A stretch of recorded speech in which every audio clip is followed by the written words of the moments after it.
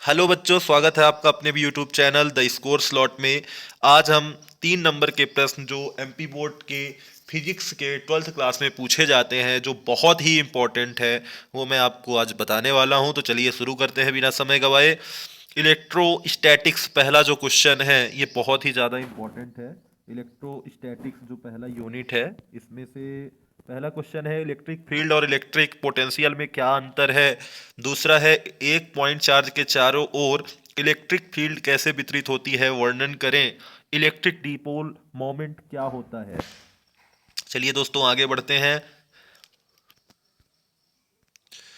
Capacitor का कार्य एवं इसकी क्षमता पर डाई इलेक्ट्रिक रेखीयता का प्रभाव बताइए। संयोजित कैपेसिटर की क्षमता कैसे निकाली जाती है।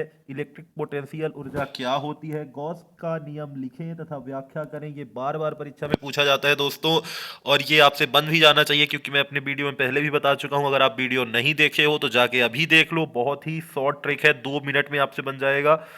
दो समान चार्ज को संबंधित पॉइंट पर लाने के लिए कितनी कार्य ऊर्जा लगती है, ये भी बहुत इंपॉर्टेंट है। डाई इलेक्ट्रिक में पोलराइजेशन का कारण क्या होता है, ये भी बहुत ही ज्यादा इंपॉर्टेंट है दोस्तों।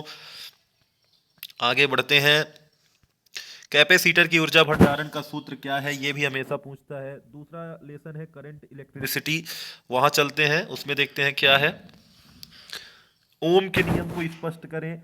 प्रतिरोध और तापमान के बीच संबंध क्या होता है। सीरीज और समानांतर संयोजन में करंट और वोल्टेज कैसे विभाजित होता है। किरचॉफ लॉ क्या है, बहुत ही ज्यादा मोस्ट। पावर और ऊर्जा के लिए सूत्र लिखें तथा उदाहरण दें। वोल्ट मीटर और एमीटर में अंतर लिखें। वोल्ट मीटर और एम्पी मीटर में अंतर लिखें, बहुत ही ज्यादा मोस्ट है क्वेश्चन। विद्युत चालकता तथा प्रतिरोध के कारक बताइए। विद्युत ऊर्जा का एक उदाहरण तथा उसका व्यायाम लिखें। शॉर्ट सर्किट क्या है, ये बार बार परीक्षा में पूछा जाता है। व्हीट स्टोन ब्रिज का प्रयोग क्या है, ये भी हमेशा पूछता है बच्चों। मैग्नेटिक इफेक्ट में चलते हैं। बायो सावर्ट लॉ क्या है। फ्लक्स और फ्लक्स डेंसिटी में अंतर बताइए। हॉर्नर लूप का उपयोग क्या होता है, ये भी हमेशा पूछता है बच्चों। आगे बढ़ते हैं। करंट वाले तार के आसपास मैग्नेटिक लाइन क्यों बनती है, ये भी हमेशा पूछता है बच्चों। फोर्स ऑन एक charge particle in magnetic field लिखें, ये भी पूछता है। राइट हैंड थंब रूल और फ्लेमिंग लेफ्ट हैंड रूल हमेशा पूछता है बच्चों। मैग्नेटिक सिद्धांत का संक्षिप्त वर्णन कीजिए, ये भी हमेशा पूछता है बच्चों। परमांडेर की प्रेरण विहीनता क्या होती है, ये भी पूछता है बच्चों। मैग्नेटिक सामग्री के प्रकार बताइए, ये भी पूछता है बच्चों। आगे बढ़ते हैं। परमानेंटर के क्षेत्र में करंट कैसे प्रभावित होता है, ये भी पूछ लेता है बच्चों। इलेक्ट्रोमैग्नेटिक इंडक्शन में चलते हैं। फैराडे का नियम क्या है। लेंज लॉ को समझाइए। स्वयं प्रेरण और आपसी प्रेरण में क्या भेद है, ये भी हमेशा पूछता है बच्चों। मौलिक ट्रांसफार्मर कैसे कार्य करता है। एसी सर्किट में इम्पीडेंस को परिभाषित करें, ये भी पूछता है। इंडक्टेंस का अर्थ और सूत्र बताइए, ये भी पूछता है बच्चों। ट्रांसफार्मर का उपयोग क्यों जरूरी है। डायोड का कार्य क्या है। आरएमएस वैल्यू एसी में क्यों उपयोग होता है। बल्ब तथा मोटर में ट्रांसफार्मर की भूमिका को समझाइए, ये भी पूछता है बच्चों। ऑप्टिक्स में चलते हैं। प्रकाश के आवर्तन के नियम लिखें, बहुत ही ज्यादा मोस्ट। एक लेंस के फोकल लंबाई कैसे निर्धारित करते हैं।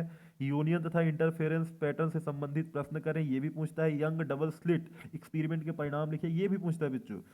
प्रिज्म में स्पेक्ट्रम कैसे बनता है, ये हमेशा पूछता है 2 या 3 नंबर में, इसको तैयार कर लीजिए।